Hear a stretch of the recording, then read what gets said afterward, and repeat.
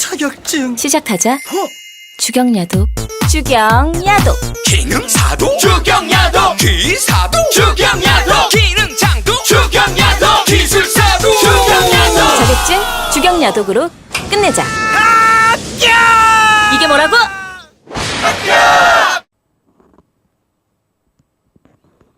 네, 여러분 반갑습니다. 우리가 맛보기 시간에 왔습니다. 자, 이번 강의에서는 우리가 통계적 품질 관리라는 파트에서 3개의 과목이 있습니다. 공업 통계와 샘플링 검사, 물론 그 중간에 관리도가 있는데요.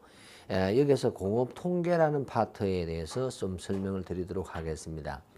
일단은 우리가 품질 경영 기사나 산업 기사를 공부하시는 데 있어서 제일 힘든 파트라고 이야기할 수 있습니다. 그러나 이 힘든 파트를 넘지 못하면 절대, 어떻게 보면 절대라고 이야기해도 과언이 아닌데요. 절대 합격을 하실 수가 없어요. 즉 취득을, 자격증 취득하실 수는 없습니다. 공업 통계를 잘 몰라도 우여곡절 끝에 최근 기출문제나 관련된 기출문제를 많이 푸셔서 이렇게 해서 1차를 합격하실 수는 있을지는 몰라도 결론적으로 2차에 갔을 때는 새롭게 공부해야 됩니다.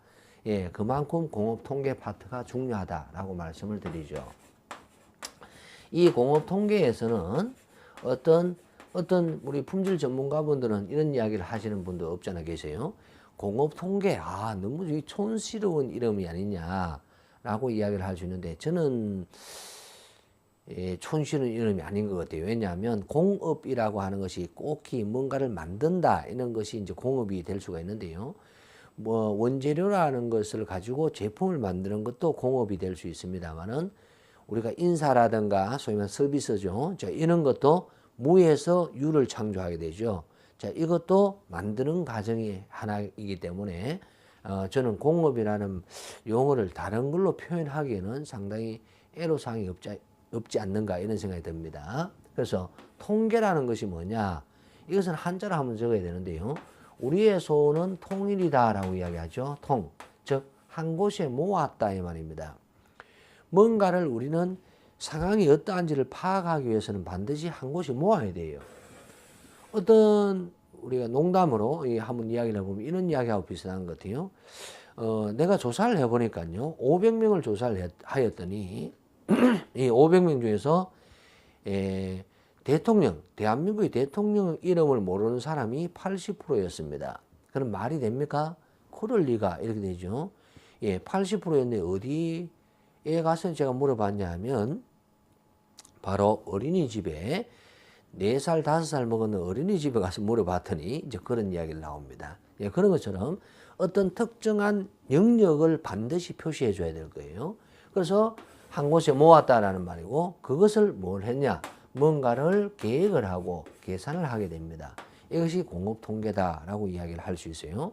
이 공업 통계를 하기 위해서는 제일 먼저가 확률과 확률 분포라는 것이 나옵니다. 그러니까 또 확률 어려운 거 이렇게 이야기하는데요. 확률이라는 말은 나올 가능성을 의미하거든요. 어떻게 보면 모든 것들이 무엇이 돼줘야 되는가 하면 숫자적으로 표시를 해줘야 됩니다. 한 곳에 모아서 계산을 하기 위해서는 첫째 필요한 게 숫자예요. 이 숫자. 이 숫자를 모르면 아무것도 안 되는 거죠. 당신네 회사의 제품이 어떻습니까? 좋습니다. 얼마나 좋아요? 매우 좋아요. 안 돼요. 옆집 회사에 비해서 옆집 회사하고는 비교가 안 될 만큼 좋아요. 그것도 안 돼요. 그럼 도대체 얼마나 좋단 말이냐? 라고 했을 때 무엇이 나옵니까? 숫자가 나오면 딱 나옵니다. 우리 제품은 제일 중요한 것이 수명인데 우리는 수명은 3년입니다. 그럼 3년입니다. 그럼 끝났어요. 평균이 되겠죠. 3년이다. 그래요. 그럼 경쟁사는요? 4년요. 모나네 당신네 회사 제품이 쉽게 파악이 되죠. 우리 저쪽 회사 거는 2년밖에 안 돼요. 그러면 우리께 좋은 거죠. 그래서 숫자가 없으면 말이 안 됩니다. 그럼 숫자가 있으면 반드시 필요한 게 뭐냐면 숫자에서 얼마나 흩어졌냐도 또 필요하게 되겠죠. 우리는 얼마나 흩어졌냐라는 말을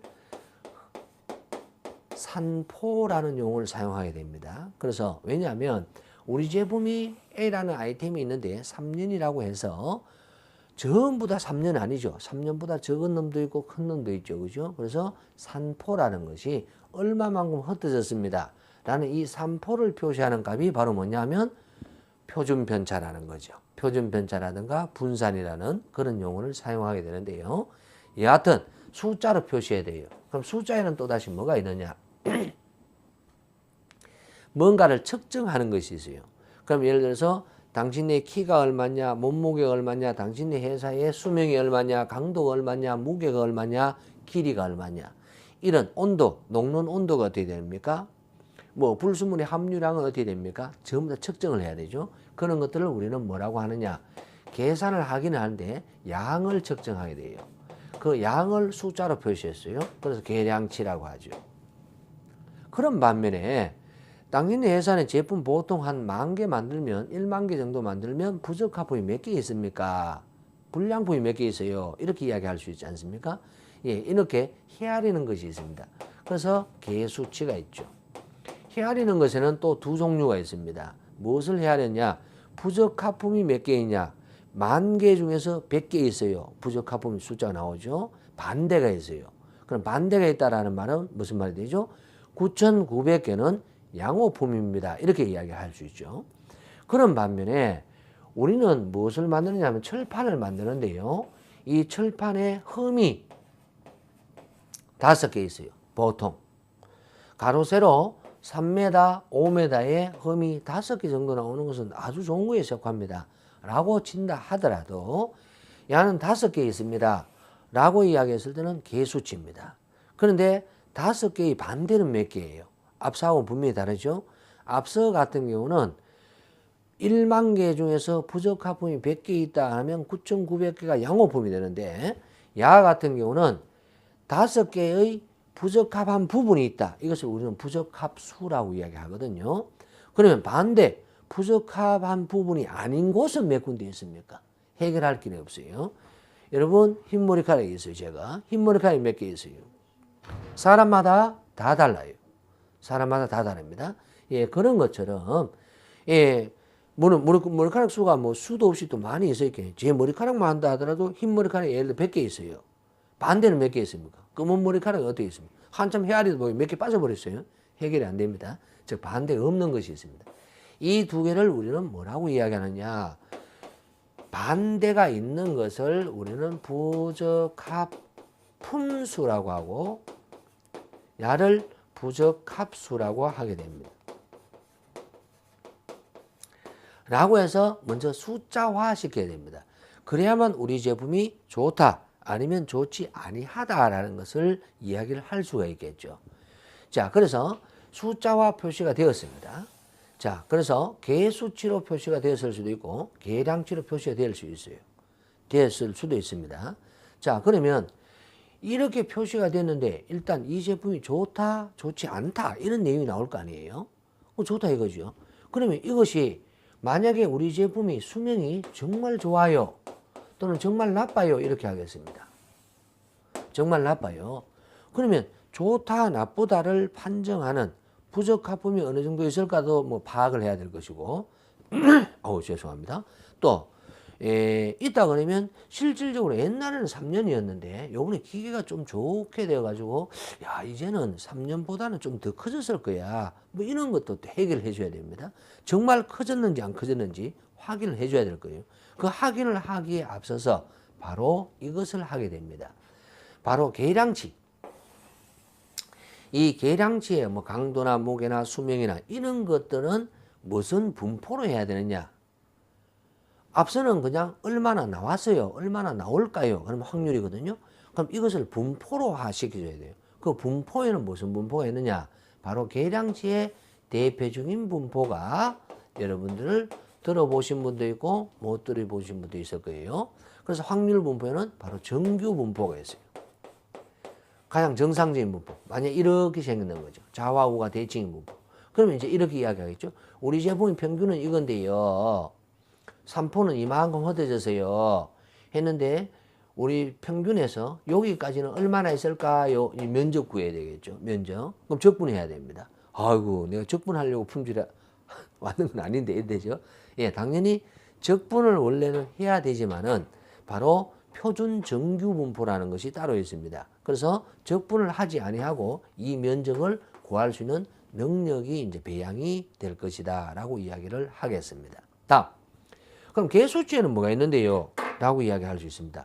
그럼 확률을 구하려고 할 때 바로 부적합품수 반대가 있어요. 이 반대가 있는 분포를 항이 두 개다. 양호품하고 부적합품, 이 양이 두 개다. 이것을 우리는 항이 두 개다 해서 이항이에요. 그래서 이항분포예요. 이항분포. 이항분포. 그러면 부적합수는 뭔데요? 반대가 없죠. 이것은 푸아송이 만드는 푸아송 분포를 사용하게 됩니다. 푸아송 분포다. 그래서 이걸 토대로 해서 움직이게 될 거예요.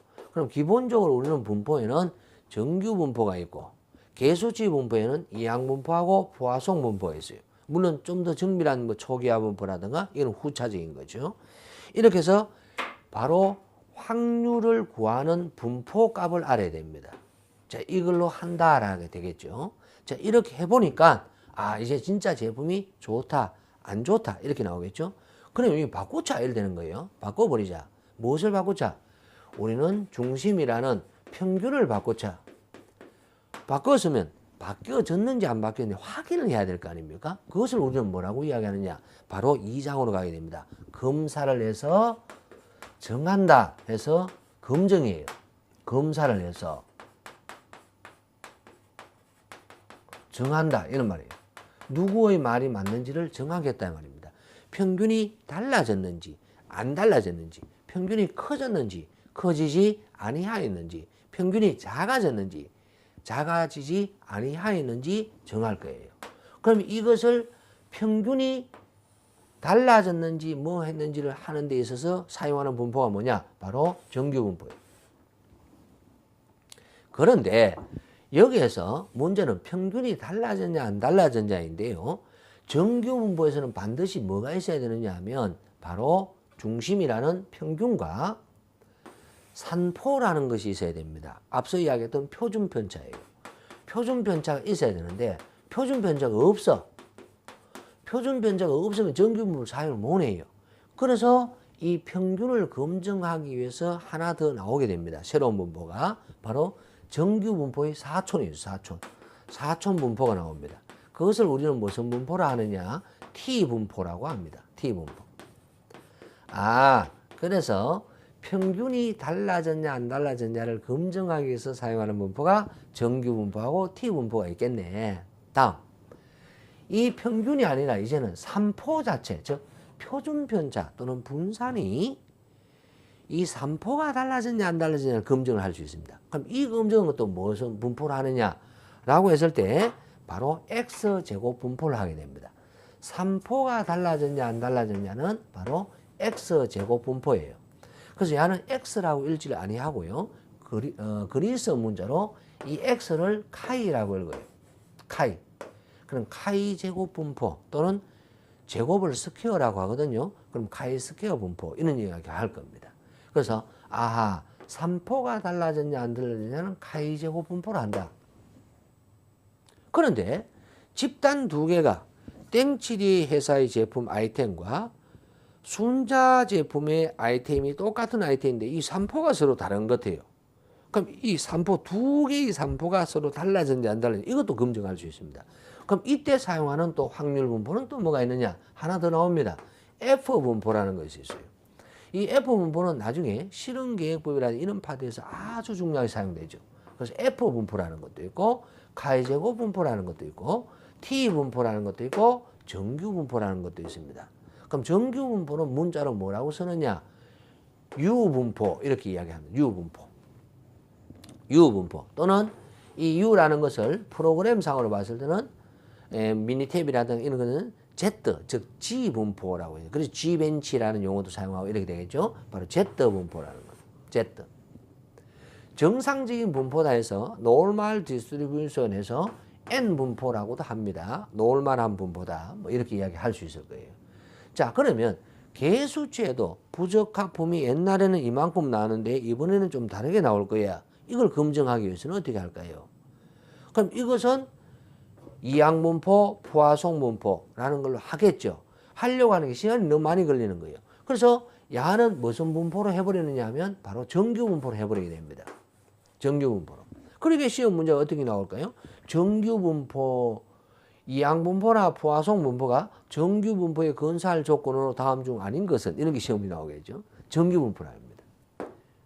개수치 분포인데 원래는 분포는 이항분포와 포화송 분포인데 검사를 해서 정하는 것은 바로 정규 분포로 할 겁니다. 다음, 그럼 바뀌었어요. 달라졌어요. 커졌어요. 작아졌어요. 무엇이? 카이 제곱이 즉 분산이 3포가 또는 두 집단의 3포가 서로 차이가 있어요. 두 집단의 부적합품 수가 서로 차이가 있어요. 두 집단의 부적합 수가 차이가 있어요. 두 집단의 평균의 차이가 있어요. 그럼 뭐 해야 됩니까? 얼마나 차이 있는데 라는 것을 우리는 뭐라고 하느냐? 추리해서 정한다 라고 해서 추정이라는 겁니다. 이게 바로 우리는 2장에 있는 바로 검증과 추정이다 이렇게 이야기를 할 수 있다는 거죠. 그럼 했어요. 이제 괜찮네 이래 되는 거죠. 자, 이 내용까지가 바로 우리는 공업통계예요. 공업통계예요. 먼저 숫자화를 시키고 숫자에는 계량과 개수를 구분하고 거기에 따라서 확률 분포를 알고 거기에 따라서 검증과 추정하기 위해서 그래서 이 검증과 추정에서 실제 우리 공업통계에는 총 8문제가 나오는데 실질적으로 바로 검증과 추정에서 4문제 나온다. 즉 50%다 이렇게 봐도 됩니다. 왜? 야들 검증과 추정을 하기 위해서 이걸 먼저 기초적으로 배우거든요. 예, 그렇게 이야기를 할 수 있을 거예요. 그런데 우리는 공업통계에서 마지막으로 하나 더 있습니다. 바로 3장에 지금까지는 한 집단이 어떠하였다. 이 모집단이라고 하고 로또라고 하겠죠. 나중에 배울 겁니다. 그런데 이게 아니고 이 집단에서 바로 X 변수가 이제 2개가 나오는 거죠. X라는 데이터의 변형에 따라서 휘발유의 종류에 따라서 똑같은 휘발유인데 내가 차량의 운행 시간에 따라서 운행했는 거리는 얼마나 됩니까? 라고 했을 때 이 X가 아닌 다른 X가 또 있을 거예요. 예를 들어서 운행했는 시간이었는데 하필이면 이게 출퇴근 시간이냐 아니면 고속도로냐 시내 주행이냐에 따라서 Y값이 달라지겠죠. 운행 거리가. 그렇죠? 그래서 X하고 Y가 얼마나 상관이 있느냐라는 것도 숫자적으로 표시하게 됩니다. 그게 제3장에 있는 상관이에요. 서로 관계가 있나 없나. 예, 두 사람이 있어요. 예, 서로 상관이 있나 없나. 그럼 두 남녀가 사귀고 있습니다. 예, 두 사람이 상관이 있어요? 있지요. 얼마나 있어요? 많이 있어요. 이러죠. 많이 있어요. 숫자가 없잖아요. 말이 안 되잖아요. 숫자를 만들어야죠. 그래서 상관이 얼마나 있나라고 했을 때 예를 들어서 두 연인이 걸어가는데 하수구에 빠졌어요. 어떤 여성분이 빠졌습니다. 그럼 남성분이 건져줘야 되겠죠. 손을 잡고 큰일 났다 이렇게 건져주는 이런 사이도 있을 수도 있는 반면에 에이 짜증나 라고 하면서 뚜껑 덮어버리는 그런 사이도 있을 것 같아요. 그래서 이것을 숫자화 시켰는 것을 우리는 뭐라고 이야기하느냐. 상관의 계수라고 이야기합니다. 상관계수라고 하죠. 그래서 이 상관계수를 R이라고 하는데 correlation이라고 하는데요. X와 Y의 상관계수입니다. 그럼 야값은 얼마냐면 계산을 하면 공식의 특징에 의해서 항상 마이너스 1에서 플러스 1입니다. 요 사이에 무조건 존재하게 돼요. 그래서 1이나 1에 있다 그러면 X가 커질 때 Y도 같이 커진다는 말이고요. 마이너스 1에 있으면 X가 커질 때 Y는 작아지는 0에 가까우면요 상관이 없다. 서로 둘이 사귀는 게 아니다. 이런 형태로 갈 수가 있겠죠. 그러면 이것을 토대로 해서 이 X와 Y를 토대로 해서 하나의 직선 방정식을 만들어 볼게요. 그럼 이렇게 될 수도 있고 이렇게 될 수도 있겠죠. 이 직선 방정식을 우리는 뭐라고 이야기하느냐. 회귀 방정식이다. 이렇게 이야기를 하게 되겠죠. 이것이 공업통계의 끝입니다. 그래서 직선 방정식이 회귀 방정식이에요. 그래서 3장이 뭐라고 되어 있느냐. 상관과 회귀 이렇게 되어 있는 거예요. 그래서 실제 키워드는 상관과 회귀에서는 시험 문제가 한 문제 나오겠죠. 실기에서는 중요합니다. 그러면 이 앞에서 검증과 추정에서 한 4문제 나온다고 보고 앞부분에서 숫자로 표시했으며 이항분포로 다음을 확률을 구하시오. 뭐 이산 확률 변수, 연속 확률 변수 이런 여러 가지 나오게 됩니다. 어떤 숫자의 어떤 특성들 이런 내용들이 결론적으로 세 문제가 나와서 합이 8문제가 될 것이다 라는 거죠. 그래서 공업통계는 무조건 우리는 품질경영기사, 산업기사를 하는데 가장 기초적인 내용이다 라는 말씀을 드리면서 공업통계는 이러하이다 라고 말씀을 드리면서 정리를 하겠습니다. 자, 다음에는 또 뭐 혹시나 여러분 또 보실 시간이 있을 수 있겠죠. 뭐 예를 들어 관리도라든가 샘플링이라든가 또는 다른 파트인 실현 계획부이 뭐냐 이런 설명을 또 드릴 수 있도록 하겠습니다. 정리합니다. 수고하셨습니다.